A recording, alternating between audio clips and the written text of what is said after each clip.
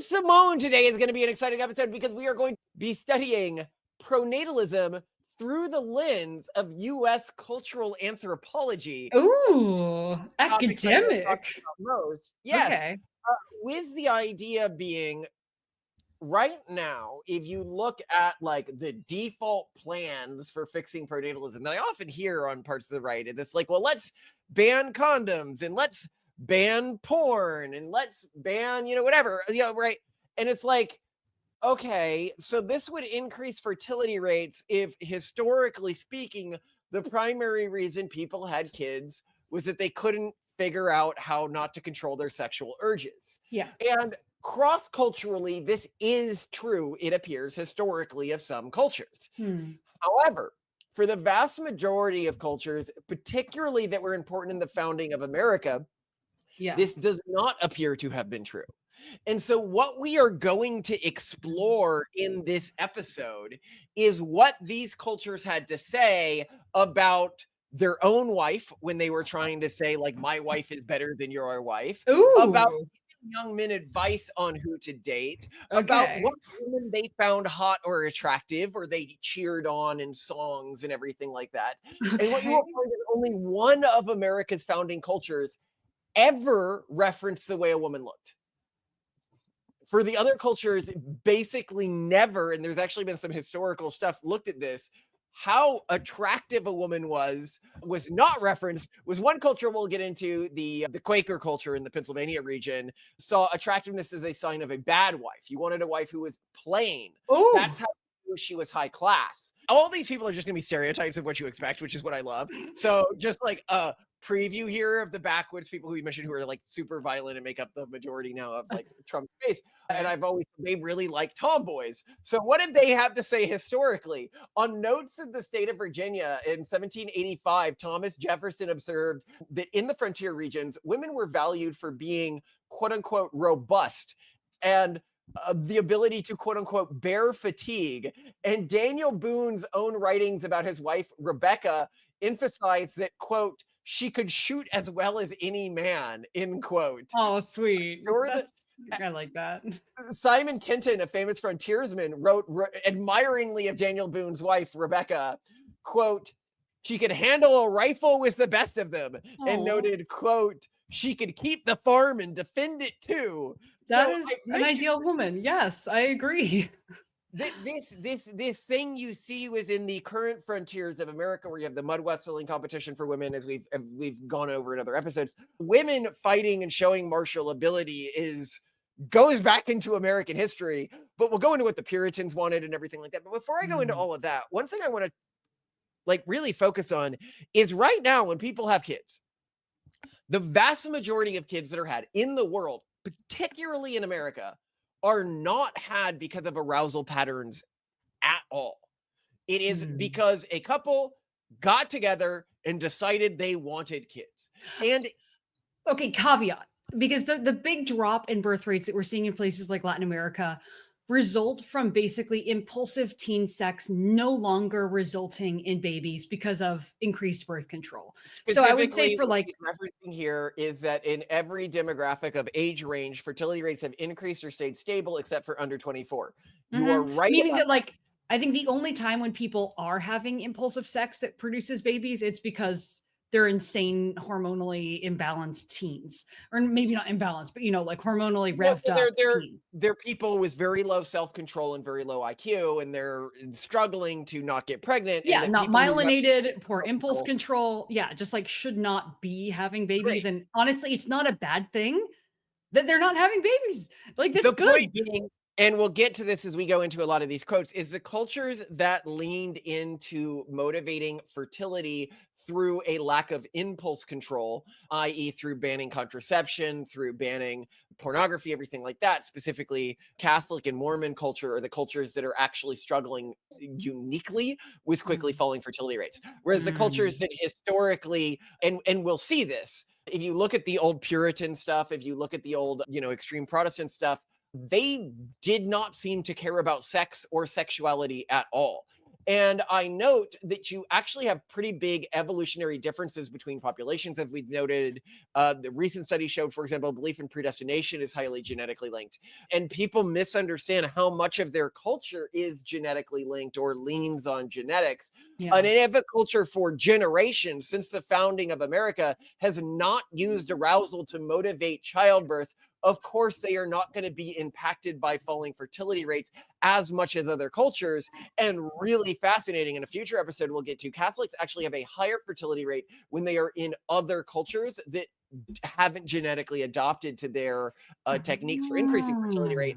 I.e., if you're looking in Korea or China or Japan, Catholics will always outbreed Protestants.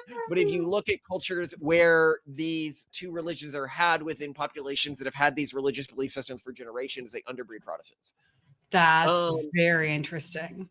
And even among the Catholics who have a lot of kids today, and the Catholic communities that have a lot of kids today, what you'll see is they don't do it due to a lack of self-control. They do it because of a desire to have a lot of kids. Mm. So they have adapted and sort of made it through this hurdle. It's just up until the 70s, the Catholic tradition really relied on this to keep the fertility rates high, as we can see from, well, the stereotypes of the community. And you'll see as we go through all these communities, they will fit the stereotypes you have of them.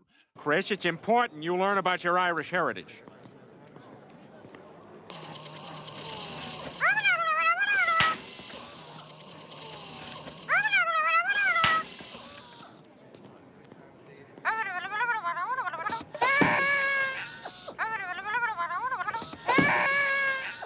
But let's go to the Puritans. What were they looking for in a wife in their own words? Okay. Cotton Mather, a prominent Puritan minister, wrote in his 1710 work, A Christian at His Calling, that marriage's primary purpose was to raise up a godly seed, and that physical relations should be approached with sobriety and moderation. Okay. He told Right. young men that they should seek wives that are industrious and prudent. If you look at his own diary entries about what he thought of his own wife when he was looking for a second wife after being widowed, he Okay. wrote, quote, capacity for managing a household is what he was looking for. And her, quote, excellence in discussing religious matters. This was a woman who he had met, who he ended up marrying later. So he really appreciated her ability to have deep philosophical religious conversations and her ability to manage the family finances, which Very is useful. Yeah, I guess very practically oriented. yes, he noted among her chief accomplishments is she's accomplished in prudentials, meaning she was good at practical matters and decision making. Prudentials. I love that. Why is there Which- not a section on the Collins Institute skill tree for prudentials? If you look at what he said about his own wife after they were married, he said, quote, she wastes not her time in idleness or careless gabbing abroad, but is ever industrious in her proper business. And that's how he was praising her, not being like, oh, I got a hot wife here or whatever, right? William, and we're going to go over lots of different cultures. So we're not just going to go over the Puritans. We're going to go over the Southerners. We're going to go over the Backwoods people. We're going to go over the Please, Quakers. yes. Yeah. William Gouge, an influential English Protestant theologian, wrote in his 1622 work of Domestic Duties that married couples should engage in physical relations with moderation and primarily for the procreation of children. William Perkins, a prominent English Puritan theologian, wrote in Christian Economy 1609 that the ideal wife should be selected for her, quote, godliness, faithfulness, and diligence in governing the family. He specifically advised young men to look for women who were, quote, skilled in household affairs and, quote, of good report for piety. John Cotton, in his sermons and writings for colonial Massachusetts, emphasized that a potential wife should be evaluated on grace and virtue, skill in household management, and devotion to God. And if you look at the Diary of Samuel Pepins, the 17th century England, it contains numerous entries about what you should be looking for in a wife, family connections, financial management abilities, household skills, religious devotion, and educational background. Never mentions how they look. In the skillful physicians, and by the way, if you're like, well, no culture of this period cared about how they looked, you will actually see one culture, this is the Southern culture in America, that frequently and primarily talked about how a woman looked. Well, now, okay, hold on. I'm pretty sure that even in these very practically oriented No, cultures, we they will still care about things like, I'm sure if a woman looked unkempt, it would be a sign of her lack of prudential skills, you know. No, So I'm sure they looked at appearance and what no, appearance. if anything, unkempt within the backwoods people would have been seen as a edifying thing. It would have been seen as a, and we'll get to instances of this. Well, So certainly not among the Puritans. So I mean, it would suggest low conscientiousness. right, among the Puritans it would. But the point I'm making is physical appearance in a historic context, if you are an American at least, Mhm. was not what your ancestors used to motivate reproduction. Mm. And to Yeah, attempt, they were not looking to date hot Brazilian models. Sorry, yes, viewers. sorry, yes. And Not if to that is burst how you your were bubbles. to motivate fertility, you have already lost the entire game. Unless you're trying to create an entirely new culture that values attractiveness and arousal. And if so, I would say why? Like, if that's not your historic culture, why are you trying to recultivate that when the cultures that used to thrive through that, like Catholic culture, for example, and here I'm not talking about high Catholic culture, I'm talking about like low or poorer Catholic culture. If you're talking about like immigrants from Ireland and stuff like that, you see descriptions of this a lot, that they have the successful iterations of their culture have completely moved away from that Hmm. to caring about kids and really having a disinterest in sex and sexuality. For the vast majority of high fertility cultures within the US and around the world today, having kids is only sexy or arousing if you are really into scheduling, which, okay, given the nerdiness of our audience, might be more of you than would be representative within the general public. Great, let's all figure out when I can have sex. Okay, what if Jenna did her DVD commentary while she was getting bejazzled? You know what? We have to look at the whole month. Ooh, yeah, there it is. I need to cross-reference this with my menstruations. I'm gonna have to color code all of this. Oh, yeah, that's nice. This is, it's getting hot in here, right? If I had a column for my basal body temperature, then I could schedule around peak ovulation. Oh God, this whole thing could be a spreadsheet. If we print it in landscape.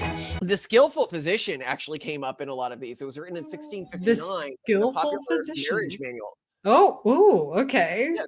And it listed a number of qualities of a good wife: knowledge of scripture, ability to manage servants, skill in household economy. And women have been managing the household wealth for a long time.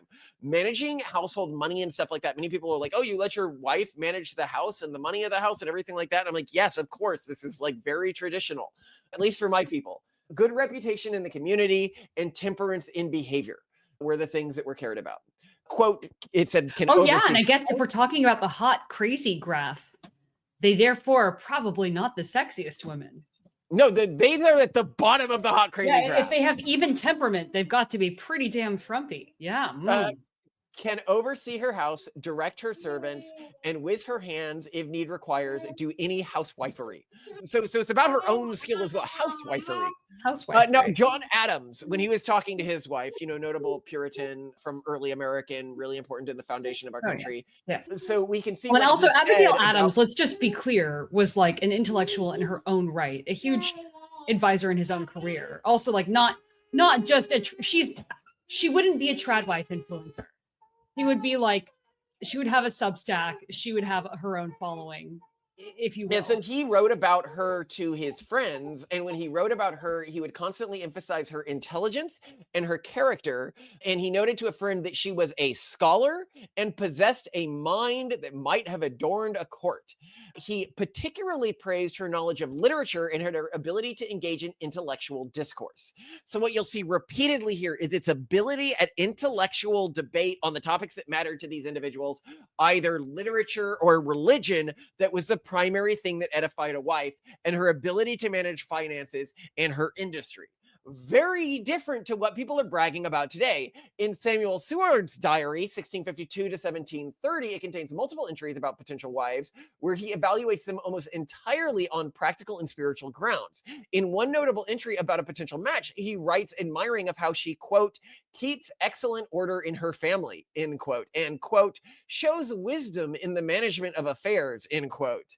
He spends several paragraphs discussing her religious knowledge and household management skills without a single mention of her physical appearance. These people did not ruminate about this, and they did not think about this. And actually, if you look at them talking about what they were looking forward to on their wedding nights, because you find this in some of these old Protestant intellectuals, they'll be like, me and my wife will sit together by the bedside and we will spend all night praying and having an intellectual conversation about God. And like, they were not. And what we need to understand here is different cultures have different motivation towards arousal and towards sexuality. In some cultures, when they didn't need this motivation, it became nearly bred out of them to motivate reproduction. And I think that's part of what we're seeing here. To be more pointed, the core theme of the argument in this piece is that arousal and sexuality have been largely vestigial in humans for hundreds of years, and thus attempting to use it to motivate fertility within a population is going to have about the same results as using your appendix to try to clean your blood supply instead of your kidney. Because you'll note that they didn't even talk about this in passing, and we'll get to this in a bit because it's actually really interesting if you like analyze their writings moreover. They'll be very explicit in their sexual conversations, but they actually very similar to this channel, where we will have very explicit conversations about the furries or about people who are into like the Omegaverse or about like abnormal human sexuality. But we are like an anti-horny channel, you could almost say. Like you don't like put on the horniness to get viewers. I don't really. Well, we're literally a husband and wife sitting in separate rooms. So yeah, we have no restrictions against talking about sexuality. And this is mentioned in Albion Seed, that the Puritan community of this period, they wrote about sexuality so explicitly that many of their works had to be censored to the 20th century, but they didn't write about it with horniness. It was just practicality. Okay, so Ralph Jocelyn, an English vicar, wrote in his diary about potential matches for his children, consistently focusing on qualities like good housewifery, godly conversation, and prudent dealing. Now, this is what I was mentioning before. The historical record suggests descriptions of women's physical appearance were actually relatively uncommon in formal writing and documents from Puritan and early Protestant periods. If you look at Amanda Vickery's The Gentleman's Daughter, 1998, they analyzed letters and diaries from the 18th century and found that while physical appearance was sometimes written, it was far less prominent than discussion of character, accomplishment, or domestic abilities when discussing potential marriages. David Hackley Fisher in Albion Seed noted that Puritan writing about courtship and marriage tended to focus heavily on spiritual and practical qualities rather than physical attraction. The historical record suggests descriptions of women's physical appearance were actually relatively uncommon in formal writing and documents from the Puritan and early Protestant periods, which I find really, really fascinating. Now, if you're like, okay, so what were they looking for? Thomas Gatker, A Good Wife, God's Gift. This was written in 1620 about what you should look for in wives or what good wives do. They are urgent I'm really wisers. surprised by how many written, I mean, there weren't a lot of books around back then. How many written guides there actually are for like finding a wife? Instead of just, I imagine that this was just going to be orally passed down folk wisdom, but you're quoting books. That's really surprising. Only the Puritans are we quoting books. This is what I'll say. Okay, everyone else didn't. With the South is quoting letters. With the Backwoods people, it's songs. You know, so yeah, the people wrote in different ways. But the Puritans like their writing. Okay, so A Good Wife, God's Gift, 1620. He said that good wives were early risers, good work women, and were not idle, but occupied with honest labor.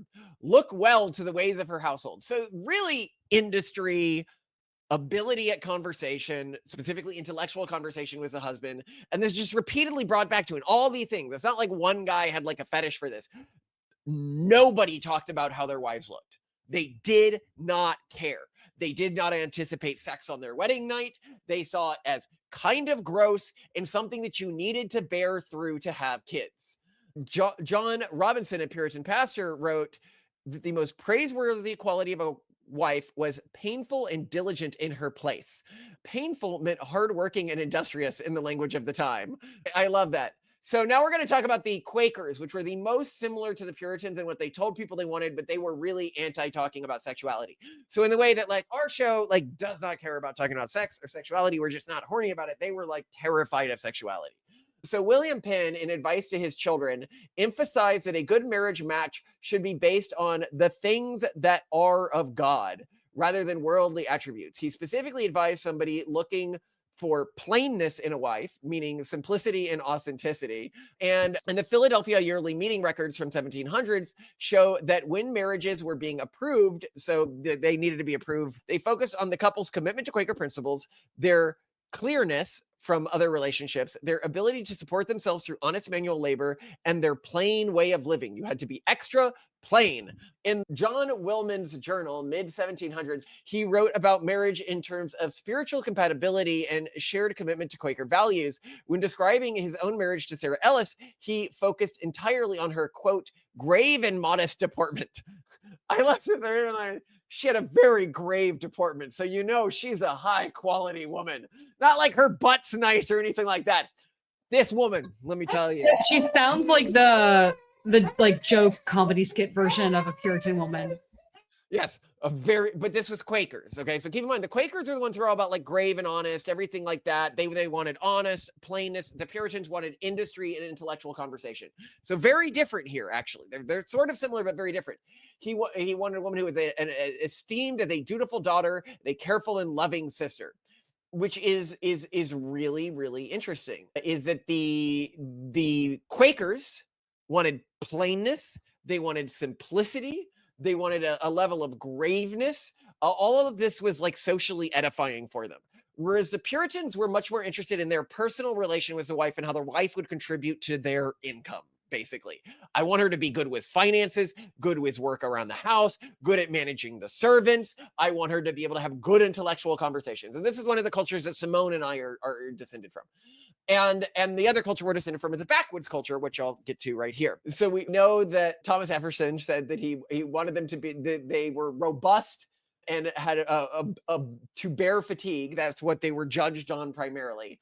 And as we mentioned with Daniel Boone, he said of his wife, she could shoot as well as any man. As I mentioned, martial prowess was really important in these cultures. This is ability to defend themselves, ability to defend the homestead, because as I was told growing up, as you know, one of the descendants of part of this culture is weak women make weak sons. And this is very different from the way the Southern culture saw this, which we'll get to in a second. This was the greater Appalachian cultural group, or the Backwoods cultural group of America.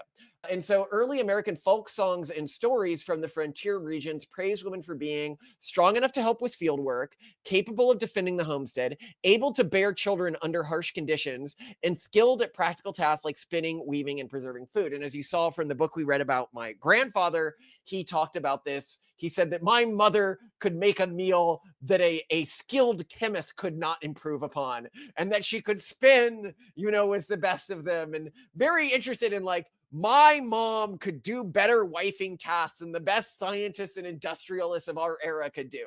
And as I mentioned, you know, Sam Kenton, he said of Daniel Boone's wife that she could keep the farm and defend it and handle a rifle with the best of them. But we actually see this in other areas. So in several accounts in the Draper manuscripts, a collection of frontier histories and interviews, they mention women as being particularly valued for ability to man a defensive position during raids, process game and preserve meat, handle firearms competently, manage livestock independently. And so this is why I think when you look about like the descendants of the greater Appalachian culture, why you see like the noodling girl and stuff like that. This is the girl who catches the giant catfish, but you see the women hunters as this esteemed group that you're supposed to like, oh, this is what the perfect wife is. It's a woman in camo who knows how to shoot, who knows how to defend her property. Very different from what you would think of the old Southern value, which is like the female aristocrat of the Deep South. Yes, although I think that these standards also, and even our standards for partners now, are a big reflection of the society that surrounds them. I mean, what you see here are indications that these are people living in a society with low trust or high levels of violence, or what is it called? Like vigilante justice. You know, people are expected I to literally could not disagree more with what you're saying right now. Well, I mean, So why else I'll do give you women need to be able to counter defend their own examples property? across the board. Okay. Also, society, hold on, in which people are expected to process their own food. So this is like a low industrialized society versus like areas that were more, we'll say, in like early proto-industrialized, where women were more expected to be able to like manage accounts well, manage their finances. Like that Let's makes completely a more destroy your advanced argument with society. historical and modern examples. So, as a modern example, we can look at many societies that are low trust, very violent, very clannish, like the Middle East, where women are expected to shut up, do what they're told, and are definitely not valued for their ability to fight, use guns, beat up other women. Well, And people if you take look at different modern approaches culture, to their surrounding societies, but I still think that the standards of an ideal partner reflect their surrounding society. well, and I'm pointing out that this isn't true. So if you look in modern context, which is the descendants of the greater Appalachian cultural group, where we have pointed out before that they have mud wrestling contests for competitions for women, where women are very clearly being, this is not about like degrading them or something. This is men being like the woman who can beat up the other woman in a mud wrestling competition. And you see these women are not holding back. Like in one of the videos that I posted before, one of the women looks like she's holding back a little, and the other woman just goes at it and slams her. And the audience loves this.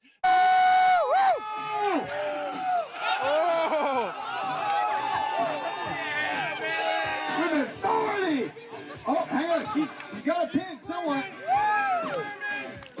We're gonna get that count. We got 1, 2, 3, go! Yeah! Oh, she's up. She's got her arm up. She's good. She wants out. She wants out. She wants. No.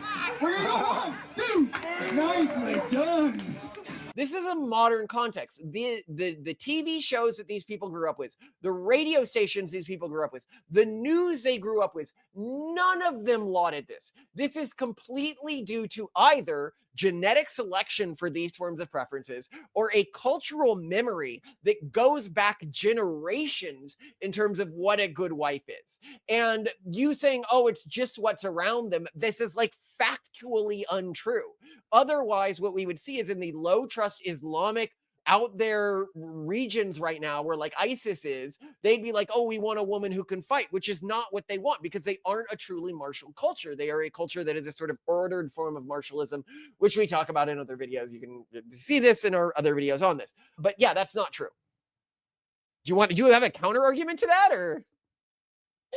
I just don't find your argument to be very compelling. And I think that when you look at each of these cultures and you see the amenities that people Explain, are if looking you for in don't find it lives. compelling, explain how the Appalachian cultural group maintained this value without containing control of their media environment.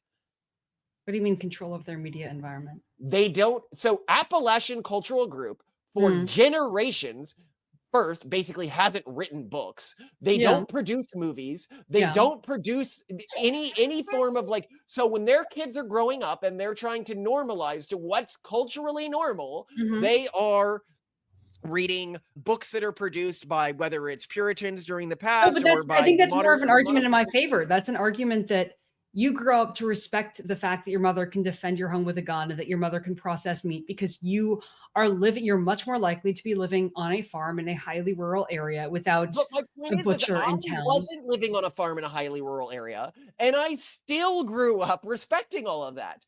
All of this is about cultural transmission and not about the context of their daily life. I hear that, and I think that there is some inherited interplay. Like we are realizing more and more with our kids that a lot of what we thought were just quirks of our personality are probably genetic. Just like how insistently our kids Hugely manifest underestimate certain how much things. their attraction profile, preference for a wife, everything like that is genetic, and that it needs to be paired with a culture that works with. Yeah, but I think that these are downstream of selective pressures, which were produced by their surroundings in society. Yeah, obviously all selective pressures are produced for their society, but the point I'm making is these things persist generations, like 100 years after the selective pressures existed. That's not that many generations, Malcolm. That's a long time if you're talking about American history. Yeah, but not if you're talking about the number of ancestors. I mean, I how understand if many you're talking about the number of how many ancestors, but what generations are we you're talking acting about? like 3? is that groups just basically cave to the surrounding cultural pressures when that's like objectively not true. Well, It's no, but they also keep in mind they also select for similar cultural pressures. So your family kept just migrating out to like new frontiers and trying to build around new civilizations, going out to Texas.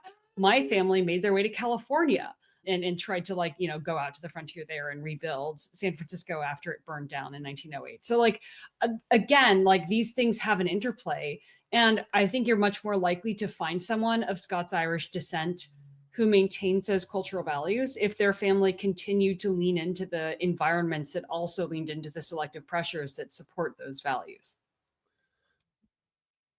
yes, you're definitely going to find that, which means you need to pay attention to that and how you choose your family environment. But I think the point you were trying to make earlier is a lot of this is just cultural, and it's not. It's cultural, like modern pop I cultural instead wasn't of saying it was cultural. I was saying it was a product of their surrounding society. That, for example, in the Puritan colonies, people needed devout, conscientious, sober wives because this was a highly religious settlement in which people lived in tight-knit communities in which people played different roles. And you needed people who were who played the right role within their communities. I really disagree with this. All the stuff that you're talking about right now was an intentional cultural choice of the Puritans when they moved into these environments, which differentiated from the cultural choices that led to the genetics that led to things like the Quakers or the Southerners or the Appalachians. And if you look at Again, I what came disagree. out So of the you haven't even gotten to the Southerner criteria, but this was what we're talking about is the second sons of the UK immigrating and trying to make their fortune. These are people who came with wealth, they owned land, so they went for ornamental lives. And this is a product of the but it resources in their changed surroundings. everything. So not just their mental profiles, but I think their physical genetic profiles. If you look at Quaker women, it seems pretty obvious to me that they were selected by plainness. Like no shade on like the Quaker community, but this is a community that intergenerationally selected for plainness. If you look at Ouch. the Puritan community, you see, like, if you look at you, for example, Simone, your physical appearance, you do not look that different from the Puritans that you would have seen in art back in the day. And I can put art on the screen here and people can see it. You look a lot like them in your physical facial features, which are really focused on one, like intellectual conversational ability. This is something that you were clearly selected for, and industriousness and looking industrious. Like you have a face that looks like a wife who's going to do a lot of work and not put up a fight about. Like I look at you, I'm like, oh, this is a woman who looks financially sound and industrious, more than arousing in a traditional sense. If you look at what happened to the Southern women, they became very ornamental in their looks. These women are the most traditionally attractive within the United States. I think most people would argue that. And if you look at the Appalachian women, they became very robust compared to the other women. And if you like tomboys, you're going to like the women that are produced by this culture. And so I think that we also see this sort of etched into the characters. And this is something that we try to ignore because everyone's focused on like ethnic differences instead of like interracial differences where we selected into these cultures. And that, for example, if a woman looked like Simone, looked like industrious and prudent and intellectual, she would be, if she was born into a different culture, suppose she was born into the Appalachian culture, and my family lived alongside that culture, so we're like part descended from that culture, you would have been selected into our family, right? Like really early on in that cultural period. Or if you were born to a Quaker family, you might have found a higher quality husband within a Puritan family because, and this is how you get these sort of genetic vortexes that happen really quickly culturally that can end up mattering a lot more than the ethnic cultural vortexes that everyone's so focused on.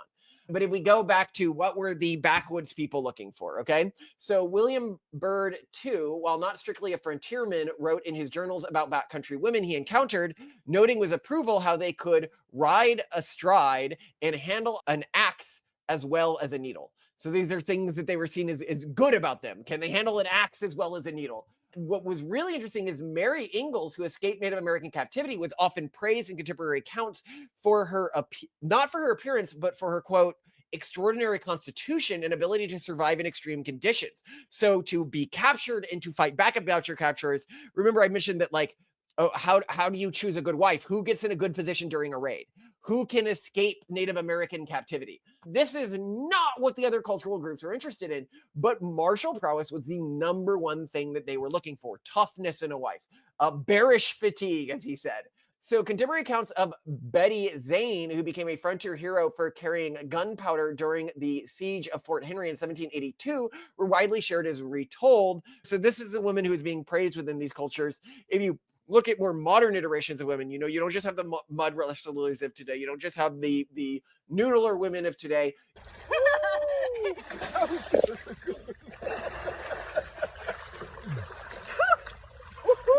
That's a good one. You have individuals like Annie Oakley, who secured her husband by beating him in a duel. And by Butler's own accounts, when he talked about what he liked about Annie Oakley, he emphasized her shooting and her practical skills, saying, quote, "I fell in love with her courage and determination," not, you know, what she looked like or anything like that. Any thoughts about the backwoods people before we go to the Southerners here? I'm still just seeing the product of selective pressures of an environment, but But carry the on. selective pressures were a selected environment, so it doesn't make any difference. No, I mean, okay, the Scots-Irish did not choose to go to the backwoods. They were kind of forced there by the Quakers, who were like, "Get the hell out of here! You are not That's one of us." not really true. And they came over on like the cheapest The boats they Puritans. could Okay, after being let's talk about expelled. where every group chose to immigrate to, because you are being just intent. Like, I don't know. Do you not remember? No, Okay, no, why I did know the Puritans settle in Wales? chose like the cold and rocky ground of New So they England. specifically chose settlements that were very rocky because they were harder to plow, because they wanted to emphasize industriousness in their daily life. I mean, I know nobody that said, I industrious moved feel like north. that's apocryphal. It seems kind of weird. I mean, there was Oh, some no, actual. hold on. Why did the backwoods people move to the areas where there were constant clan conflicts? Well, there were constant clan conflicts among them, even in Scotland. Because they were moving from areas where there were constant clan conflicts. They created the nature of the environment. The Appalachian Mountain area wasn't hostile because it was an innately hostile area, or the Native Americans there were more hostile than other Native Americans. It was. They were. No, they weren't. They was hostile because the backwoods people were there fighting with the Native Americans and fighting with each other. If you look at the pre-areas, the Native Americans in the Appalachian region were not more hostile before the backwoods people got there than any of the other Native American communities. Yes, the backwoods people did act as a buffer zone that the Quakers sort of laid out in that region, but the backwoods people also intentionally sorted into this region. Well, anyway, carry on. No, but it's important to note, as you mentioned, where like if a woman was disproportionately, you know, like attractive to one of these groups, or had attitudes that was disproportionately attractive to one of these groups, she was likely to marry into them, which leads to this vortex. But also, if an individual is born to a Quaker group and they are more martial, they are more interested in being rowdy and fighting, and, you know, maybe like girls who are rowdy and fighting and everything like that, they're going to move out of that community and into the backwoods. If a Puritan was born that way, he's going to move out of that community and into the backwoods. If a Quaker was born less like focused on their status, less focused on how other people saw them, and was more interested in intellectualism for intellectualism's own sake, they're going to move to the Puritan community. They're interested in being an ornamental wife, they're going to move to the Deep South community. This is the way these things work and create. I feel like you're overstating the social mobility of that time. You don't need to overstate the social mobility, because all of these groups lived adjacent to each other. So even if you don't have pure social mobility, you're going to have a degree of genetic social osmosis, which is going to strengthen every one of these groups within these regions.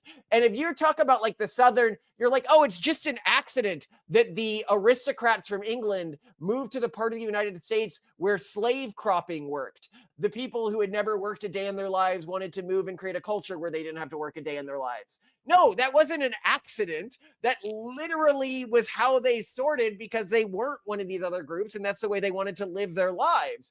What you're missing is you're looking at like the backwoods region, or you're looking at the Puritan region, and you're saying that these regions motivated these cultural traits, when in reality, it's the exact opposite. Cultural traits motivated the groups that settled in these regions, not the other way around. When the original descendants of the Cavaliers were looking for a place to set up within the United States, they had colonies in the Northeast as well. Remember, they thought they could like find gold there and stuff, but they didn't end up staying in those regions because they weren't able to build an easy life for themselves, which is what they wanted, an easy life based on slaves or whatever else. So you're you're also, so New England was good for like small scale agriculture, which is exactly what these small Puritan communities wanted. Whereas what the Cavaliers were going for was like large scale industrial farming, which the South was good for. Exactly. But the point I'm making is that their culture was not downstream of their environment. Their environment was downstream of their culture. And you are implying that the environmental conditions shaped the culture instead of the opposite, which is what really happened. And that better explains that cultures are actually much more durable, both genetically and intergenerationally, in terms of how you should find a wife or how you should think about wives or anything like that, than you would think. And if you're growing up in a modern context and you are attempting to slap whatever you think of as generic masculinity onto a genetic cultural framework that wasn't built for that, you are going to fail. This is why, and we'll do another episode on this in the future, in East Asia, Christians, despite their high fertility rate in other communities, actually have a lower average fertility rate than Buddhists in these communities. What? Why? It's because they haven't genetically worked together for many generations and they don't mesh well. You have everything from how you find a wife to what you find attractive to what you like in a partner to what you want to do as your life to how you want to handle your business or start a business. All of this is a genetic cultural pool that you need to take into account when you're thinking about this. And this idea of, oh, just ban porn or just ban contraception is so pig-headed and wrong if you're looking at like actual American history, which is the point I'm making here. Okay, so if we're going to the Deep South, what did they care about?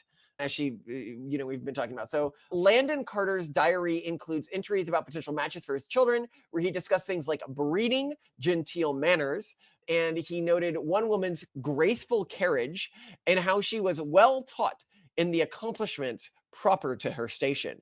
Robert Carter, also known as King Carter of Virginia, wrote letters about potential matches for his children that emphasize the importance of quote unquote good breeding and being from the better sort. In one of his letters discussing potential marriage, he noted approvingly that the young lady was quote unquote well-bred and dances with exceeding grace. Lucy Pike Brid was described in contemporary accounts of having quote beauty and accomplishments.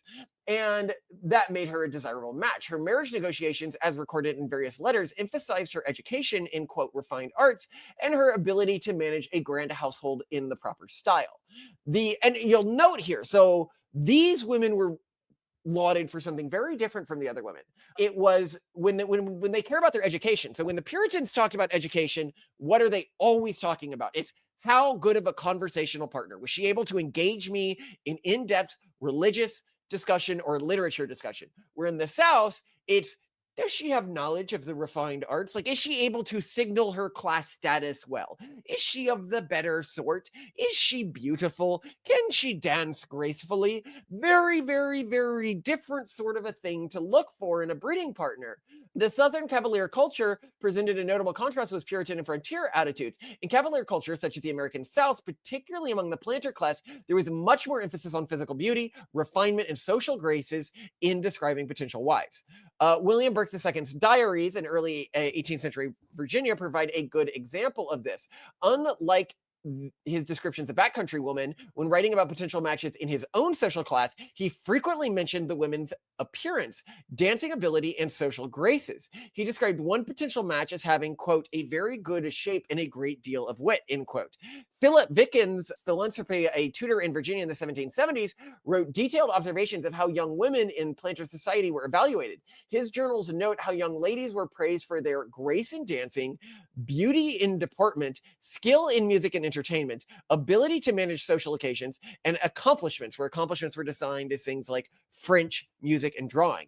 The diary of Colonel Landon Carter, a prominent Virginia planter, has numerous appearances to ladies' appearance and social graces that you would never find in Puritan or Quaker or even backwoods culture, which I find really interesting. And I think that as we think about how can we motivate high fertility within our own society, it's really important to note that within American culture, at least historically, high fertility, both in a modern context and in a historic context, was almost never motivated by arousal. Yeah, okay, you've demonstrated that across cultures there are very, very different criteria, but none of these are like, how hot is she? It may be, how much can she signal that she came from landed gentry, or how And much the can one she culture that signal? cares about hotness, the Southern culture, That's not even is hotness. used- That's not even hotness. There was, it was about good posture, but that is a it's about like reflection beauty of and class. training. Yeah. Yeah, it's a reflection of investment in costly signaling that is a sign of wealth. So yeah, even the culture that we would argue is the most aesthetically oriented, it doesn't even have to do with being attractive. So Yeah. that's really interesting. And I think that it leads to people to make massive mistakes in how they're treating this situation, is that humanity, most of humanity, decoupled arousal from the number of kids you have centuries ago, millennia ago. And yet men today are like, well, how are you going to motivate sex if you have access to pornography, or if you have another way to like Yeah, these this groups. was never the issue. This was never the issue. Exactly. And I also wonder if maybe these groups are less susceptible to pornography. So one of the things I've noticed about groups, I've mentioned this, that are, because one thing we've noted in previous episodes is that you really only see problems with pornography addiction in individuals who attempt to like keep pornography away from themselves, or like regulate the ways that they interact with pornography. And I've been like, well, I've been really dismissive of it. But I've also noted that within Puritan culture, there is a note that as the culture began to degrade, and culture that was really teetotaling, like really anti-alcohol, then became some of the most alcoholic culture there was. As I've noticed, the classic thing about Baptists, primitive Baptists, which is a type of Calvinist, the line from where I grew up is like, Jews deny Christ, Catholics deny, I can't remember, something offensive, and Baptists deny knowing each other at the liquor store. It was the idea being that drinking a lot is really common in this cultural group. It is really common in both of our families. And we've had a couple generations to basically come to terms with this, so we can handle it now. Whereas, to an extent, I mean, I still take naltrexone to handle it. If I look at the cultures that may be struggling the most with pornography, they may be groups that had historic bans against stuff like this and motivated reproduction through fertility, like Mormon communities, which is where you hear about the most problems with porn addiction and stuff like that. So it might just be that they don't have a genetic resistance to it that would have been built up by other communities. That's plausible. Yeah. One of the things you said to me is you were like, look, once you're married and an adult, like basically nobody over 35 is having kids, not even over 35. Nobody, I'd say over 28 is having kids because of arousal issues. Oh yeah. Yeah. Because of impulse control around sex. Yeah. Yeah. I guess the one exception where I feel like we still see this taking place is with Mormons, because they can't have sex outside of marriage and they are encouraged to get married really young, and many do like expedite marriage because they're kind of eager, and then they do have, I mean, at least historically they've had better birth rates. I feel like things are kind of falling apart there, but that's the only example I can really think of where sex drive Also, is playing a factor in fertility. When we talk about, culturally or genetically, like some individuals have been like, oh, you guys are really gross in that you create your children outside of the mom and dad having sex, right? Because we use IVF, we use genetic selection, stuff like that. Mm. And I'm like, oh my God, I have the exact opposite inclination, which is what is grosser than knowing that I'm a product of my mom and dad having sex? Yeah, Like, seriously. Come on, that seems guys. really disgusting. And then you read these ancient Puritan writings where they're like, sex should only be engaged in with moderation and only to produce children. It was clear that these were not individuals who they would have had a more, I'd say, temperate reaction to like gleefully enjoying sexuality, which some groups have attempted to do to Gleefully? increase the fertility rate. Where I see a lot of you see this in, like, for example, some Jewish groups where they're like trying to make sexuality like fun and like enjoyable, and they're like, oh yes, you really need to take joy. When it's like these classic Puritans, they were like, no, like sex is a duty. Like, schedule it, okay? Do what you have to do. The point is kids. You can really almost hear them sort of sighing under their breath. It's like, I know.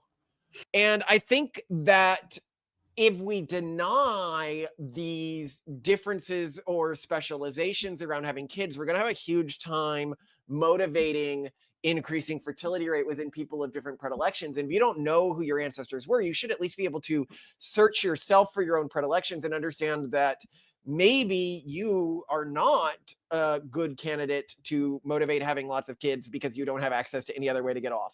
Or maybe you are not a good candidate for any other way. Maybe you would only have a lot of kids if you were young and reckless and had all other means of getting off denied to you. And I think it's this degree of self-knowledge, which is really important, that is sort of erased today because of this belief of Blake Slatism and all humans are the same, when we're not. Yeah. That Anyway, was love you to death, interesting. Simone. We can go to the next episode on Chinese people being the new Jews. Thank you for keeping me entertained, Malcolm. That is Any your final duty as a thoughts? husband.